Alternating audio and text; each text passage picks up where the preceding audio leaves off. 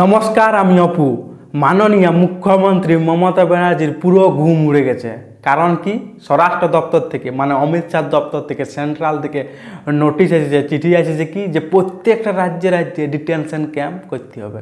আর এইটা যখনই শুনেছে মমতা ব্যানার্জির পুরো ঘুম উড়ে গেছে। কারণ একটা চিঠিয়েই, সেন্ট্রালের একটা চিঠিয়েই মমতার দিন ফুরিয়ে এসেছে, মমতার দিন শেষ। কারণ কি, ডিটেনশন ক্যাম্প মানে কি, যারা অবৈধ অনুপ্রবেশকারী তাদেরকে সেই ডিটেনশন ক্যাম্পে রাখা হবে। আর কী করা হবে, সেই অনুপ্রবেশকারী রোহিঙ্গা মুসলিমগুলোকে কী হবে, আবারও বাংলাদেশ থেকে যারা এসেছে তাদেরকে বাংলাদেশে পুশব্যাক করা হবে, মানে ছুঁড়ে ফেলে দেওয়া হবে।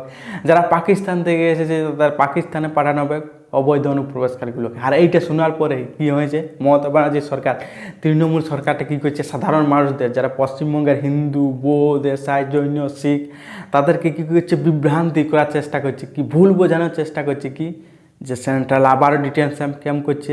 আর যারা অবৈধ অনুপ্রবেশকারী হিন্দু তাদেরকে কী করা হবে, সেই ডিটেনশন ক্যাম্পে রাখা হবে। তাদেরকে ঘুরিয়ে আবারও নাগরিকত্ব ছিনে নিয়ে তাদেরকে বাংলাদেশে পাঠিয়ে দেওয়া হবে, তাদেরকে পাকিস্তানে পাঠিয়ে দেওয়া হবে। এই একটা ভুল মানুষদেরকে বোঝানো হচ্ছে। সাধারণ যারা হিন্দু, যারা উৎপীড়িত হয়ে, যারা অত্যাচারিত হয়ে বাংলাদেশ থেকে এসেছে তাদেরকে ভুল বোঝানোর চেষ্টা করছে। কিন্তু কোথাও না কোথাও এখন যারা অবৈধ অনুপ্রবেশকারী হিন্দু তারাও বুঝে গেছে এই তৃণমূল সরকারটা চালচাতুরি। কারণ কি, সেন্ট্রাল একটা এখন নতুন আইন পাস করেছে, সিএএ। যারা মানে অত্যাচারিত হয়ে যেসব হিন্দুরা ভারতবর্ষে এসেছে তাদেরকে নাগরিকত্ব দেওয়া হবে। এই জন্য মমতা ব্যানার্জির পুরো ঘুম উড়ে গেছে। এবারে কীভাবে আমি হিন্দুদের থেকে ভোট আদায় করবো, যারা অনুপ্রবেশকারী হিন্দু তাদেরকে তোদের ভয় দেখানো হতে ছিল, তাদের থেকে এইবারে মমতা ব্যানার্জির সরকার চেষ্টা করছে কীভাবে আমি ভোট আদায় করব। এখন ঘুরিয়ে তাই তাদেরকে কী করছে, যখনই ডিটেনশন ক্যাম্পের কথা স্বরাষ্ট্র দপ্তর থেকে নোটিশ এসেছে তখনই ভুল বোঝাতে শুরু। কিন্তু এখন পুরো বেসিক্যালি বলা চলে হিন্দু সমাজটা জাগে গেছে। কারণ সেই অনুপ্রবেশকারী হিন্দুগুলাও জানে যে আমরা নাগরিকত্ব পাবো। এমনকি অনেক অনুপ্রবেশকারী হিন্দুগুলো নাগরিকত্ব পাইয়ে গেছে। মানে কি বলবো, বাংলাদেশে তারা অত্যাচারিত হচ্ছে, পাকিস্তানে হিন্দুগুলো অত্যাচারিত হচ্ছে, তাদেরকে মেরে ফেলা হচ্ছে। বাংলাদেশে তো আপনারা পদ্মা নদীর কথা যদি বলেন, নিউজে আমি দেখলাম যে প্রত্যেক দিন 30 থেকে 40টা, জাস্ট ভাবুন, হিন্দুদের লাশ সেই পদ্মা নদীতে পাওয়া যাচ্ছে। জাস্ট ভাবতে পারছেন কীরকম বাংলাদেশে হিন্দুদের সঙ্গে অত্যাচারিত হচ্ছে।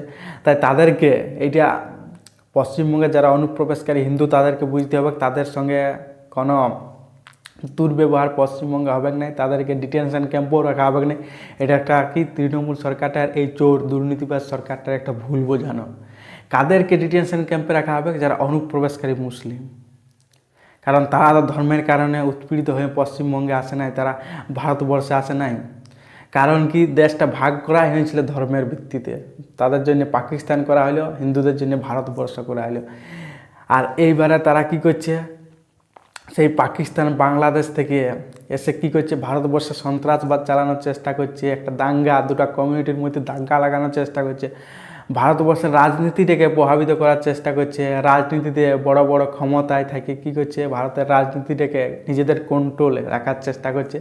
এইটা কোথাও না কোথাও সেন্ট্রাল হোম মিনিস্টার, স্বরাষ্ট্র দপ্তর, অমিত শাহ বুঝে গেছে। তাই তাদের জন্যেই এখন চিঠি দেওয়া হচ্ছে, প্রত্যেকটা রাজ্যে রাজ্যে ডিটেনশন ক্যাম্প করা হবে। আর তাদেরকে সেই ডিটেনশন ক্যাম্পে রাখা হবে।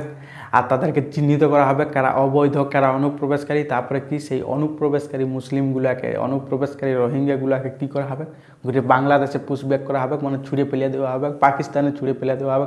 যারা মায়ানমার থেকে এসেছে তাদের মায়ানমারে পাঠানো হবে।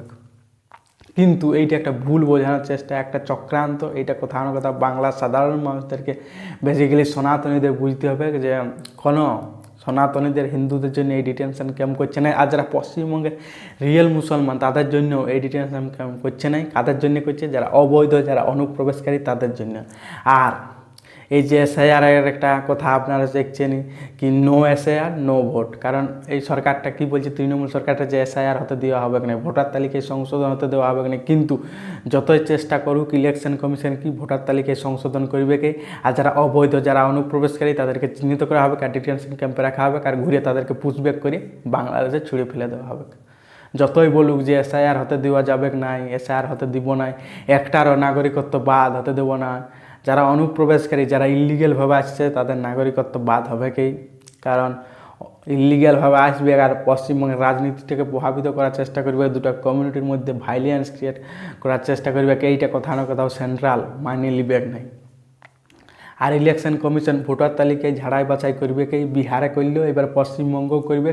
এই কি মানে পুজোর পরের থেকেই ভোটার তালিকায় সংশোধন হতে শুরু হয়ে যাবে, এসআইআর হতে শুরু হয়ে যাবে। কারণ যতই চেষ্টা করুক যে এসআইআর হতে দিব নাই, সেন্ট্রাল এসআইআর করবে আর ইলেকশন কমিশন করেই ছাড়বে। আর ইলেকশন কমিশনকে সংবিধান এইটাই অধিকার দেয়, কোর্ট এই ব্যাপারে হস্তক্ষেপ করতে পারবে না, যে আমরা সুপ্রিম কোর্ট যাব, হাইকোর্ট যাব না, এই কোর্ট যাব না, হাইকোর্ট যাব, কোর্ট এই ব্যাপারে ইন্টারফেয়ার করতে পারবে না।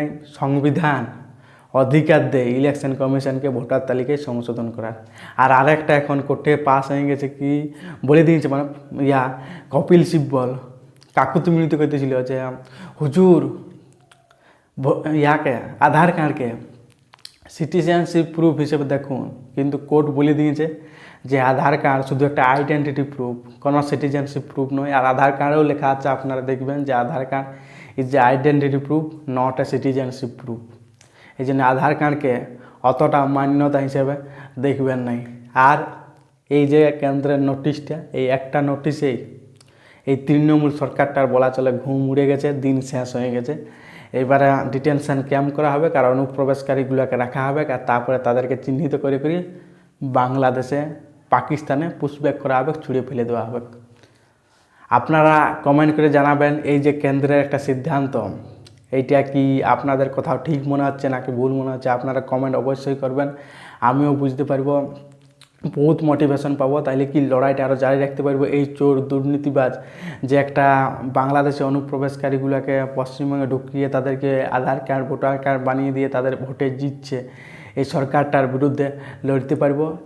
ভিডিওটা বাকি এখানে এন্ড করছি। লাইক কমেন্ট সাবস্ক্রাইবার অবশ্যই করবেন, তাহলে বহুত মোটিভেশন পাবো। জয় হিন্দ, জয় ভারত।